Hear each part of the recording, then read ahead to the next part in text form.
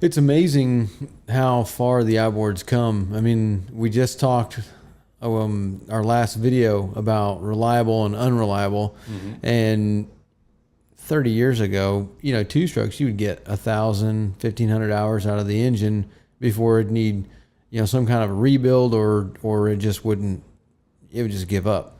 Right. Whereas now, some of these four strokes, I mean, when the outboards first came out, I think they were more considered unreliable because inboards were the bigger thing, and it was a car engine, so parts were cheaper, and it seemed to last longer. But now those tides have turned, and getting 4,000 hours out of an outboard is not an uncommon thing. Yeah, no, I mean, definitely getting 4,000 hours out of an outboard isn't uncommon anymore. But How many over? Where would you draw the line? Let's say you're buying an outboard. Okay. Where would you draw the line considering the age of it? Well, the age would be different based than the hours. So, like, if it was the age, it depends on the model. So, like, some models, like we talked about on our last video, have like the first few years that are not that good. So, I'd probably say for most engines, about 15 years. A 15-year-old engine's about where I'd be like starting to get concerned about the longevity dependent on the hours. If you're talking about a 15, 16-year-old engine with 4,000 or 5,000 hours, she's probably tired. Yeah, you're probably talking about a tired old girl right there. Yeah. So, I would definitely, but a 5-year-old engine with 4,000 hours, you'd probably get a couple more thousand hours out of that engine for sure. Yeah, 2018 ain't that old at all. Mm-mm. Now, most of them were at idle, so I guess, it's probably pretty carboned up. Mm-hmm. So, run, what would they use? Ring free, what else? I'm not sure if Suzuki has a Oh, that's right. engine cleaner stuff. Ones, cause so like ring freeze Yamaha, quick clean is quick clean. Yeah. Yep. So I mean, you'd probably be all right to use either or. Probably ring free because it's a Japanese product. So I mean, I'd probably go with, but ring free is super expensive. So quick clean's like $10 a bottle, and ring free is more like $50-$60 a bottle. Ooh. Well, sure, but you bought an outboard with 4,000 hours. It couldn't have been the most expensive thing in the world either. The hours will start. I don't know. I mean, start dragging down the price a bit too. No, I guess. Didn't you know someone that just sold? That's right. Yeah. But those are a different story. That's timing. It's the L6, so it's now being replaced by the V10, which is going to be an awesome motor. I can't wait to play around with it more. Yeah, we're gonna be doing some repowers here soon on those. Oh yeah, I can't wait to see how that thing does. I'm real excited. But the L6, it's going out, it's being replaced, and it's got this reputation for being stupid reliable. So yeah, this guy sold a pair that had 3,000 hours on them for $10,000 a piece because it's a lot of money. But they're good motors. I mean, they're good engines, and I don't know the year of them, but they can't be the oldest thing ever. I think it was 350s. Right? Yeah. So when did the 350 first get introduced? Not too long ago, right? It was 14, 15, somewhere around there. Okay, we're getting there. It's getting a little older, isn't it? But yeah, no, I mean, you could definitely still get some good money for that. Probably because of its rarity. It's hard to get now. Yeah. Well, they're still not that hard to get, but they're gonna be coming up soon. They're gonna be pretty hard to get. So yeah, probably. Well, it's hard to get a new one. Because you can't. So yeah. So all the new ones that you get, they stopped making them. I think December, first of the year, somewhere around there. They that was it. They stopped producing them. I knew somebody that bought. I can't remember if his boat had quads or trips, but he bought a whole set of L6s before they stopped making the cutoff.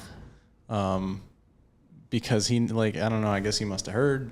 About the V10, whispers here and there, and he pulled the trigger on him. He's like, well, heck, I'm gonna stay with some L6s for the rest of this boat's life. Wow. I'm gonna just repower with them whenever this thing's ready for it. So he just bought them and stuck them in his garage? Yeah, I guess you don't even want to hear about the V10. It's none of that. L6 or nothing. Wow. I'm with that guy. Well, he's a ride or die.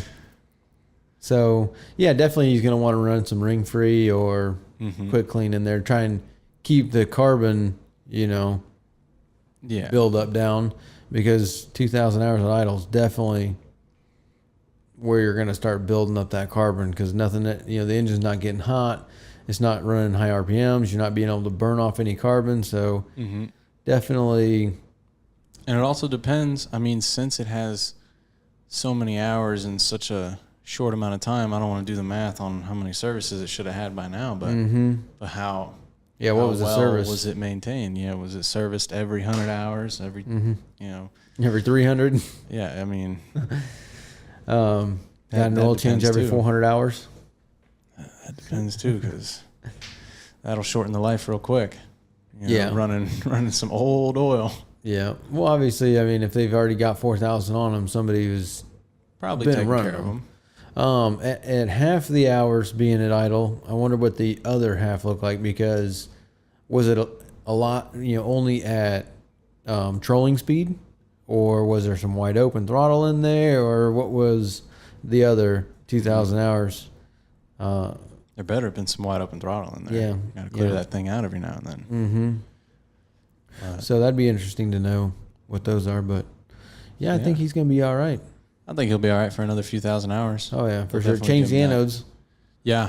Yep. Do yourself that favor. Definitely change the anodes. It's a Suzuki. It'll run, but it'll rust just as fast. Yep. No, yeah, that's cool. So, but you said, what's your, let's say it's 2018, what would you cut off the hours at? What would you say is too much? If it was a 2018? Yeah. Well, I've seen, so there was a trap boat, had a Suzuki 140 on it, and I want to say at 8 or 9 years, he had 8,500 hours on the engine. So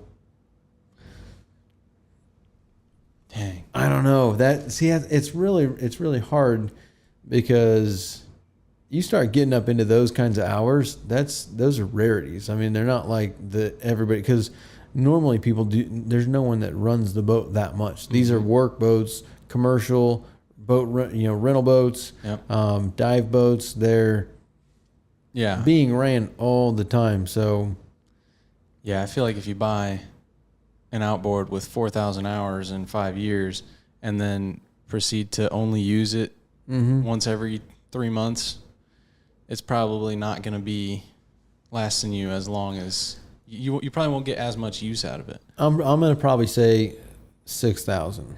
6,000 would have been his cutoff? Would be my cutoff. Okay. But my risk tolerance is probably higher, because I'll run anything. I mean, I like the water, I like the boat, so I mean, I run anything. I've ran all kinds of stuff that probably shouldn't be on the water. I'm not like that. I'm not like that. I'm not the biggest fan of the water, but ironically. Yeah. So no, I'd probably, if for the average person, I'd probably say 4. He's right there. He's right there. 4,000 or 5,000 hours for the average person. I'd probably say that's about the cutoff of hours. It's like these starting to get up there. So, I guess also a factor is going to be the price. So what's the price? I mean, he already bought them. Well, he already bought them. Must have been a good price. But let's say you've got somebody that's got this engine, 2018 300 with 6,000 hours, and he wants $1,000 for it. Jump on it. So why not? So run it. That's definitely going to play a huge factor as far as where would the cutoff be, opposed to. I mean, how long do you think it takes the average person to put 1,000 hours on their boat? A few years, because let's say you get to go. Let's say when you go boating, fishing to sandbar, whatever. Let's say if you're fishing, let's say you put 8-10 hours on in a day. Okay, that's a full day running the boat, out there. And you can do that maybe 2 weekends out of the month, because you still got everything else that you got to do. So, and not everywhere gets the boat every month like we do in Florida. So, let's say 20 hours a month. No, that seems low, don't it? I mean, because then you're only talking 120 hours a year. Yeah, but I don't know. That doesn't sound too far off, because you see a lot of boats that you'll be doing like their 2016 engines, and you're doing a 300 hour, and it's like, hold on, is this its first 300 hour? You look at the gauge, and sure as heck it is, and it's like, wow, okay, this guy never used the boat. Slower unit might not come off. Yeah. Well, if you're only running to the sandbar, or you're running out for sunset cruises, stuff like that, you're not putting a whole lot of hours on them. I mean, you go to the sandbar. Let's say it takes you 20 minutes to get there. I mean, you're only running Anchor up, turn off. Yeah, let's say so just that trip, you might put an hour on the boat, maybe 2. So in order to accumulate that amount of hours, mainly fishing people that are fishing, they're going to put the most hours on there, because you're running the engine the entire time you're fishing, unless you're bottom fishing and you go out somewhere, anchor up, and but anybody offshore, stuff like that, or even like well, no, because they'll use trolling motors and stuff like that, but yeah, I don't know. I don't know much about how they do bass fishing, but I've heard those guys are real run and gun. Like, they are, but they get there as fast as possible, throw the power poles down, get to fishing. Do they turn the engine off in that time, or leave it idling? Or use the trolling motor? And see, I think that's a person specific. Yeah, well, they've got the trolling motor, so they probably turn the engine off and just use switch over to that. So I don't think there's anybody that. So they're not really putting a lot of hours either. No. How big is a lake anyway? Not that big, and the boats are doing 100. So From one side to the other in a couple seconds, like, oh well, that's pretty anticlimactic. Yeah, I'm gonna say the average person over a 5-10 year period is only gonna put like 1,000, 1,500 hours on their engines. So if you like this clip, you can watch the full podcast over here, or you can watch another clip over here.